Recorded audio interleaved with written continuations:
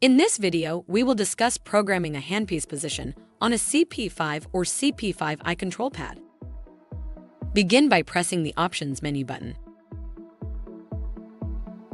Enter the Settings menu. Scroll down to Equipment.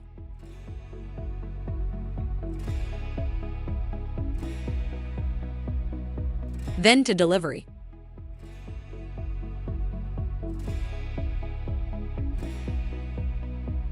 Select Holder Configuration. Withdraw the handpiece you would like to configure from its holder.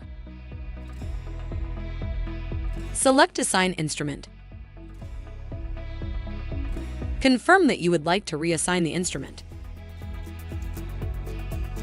Use the up and down arrows to select the desired handpiece type.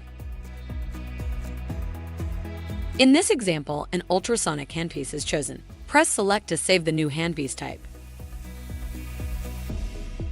Return the handpiece to its hanger. Press the chair icon to exit the menu and return to the main screen. Test the newly configured handpiece to confirm that it is functioning properly. If you have additional questions, please call customer service at 1-800-547-1883. A helpful A-dec associate is just an email or phone call away. That's one thing you can always count on.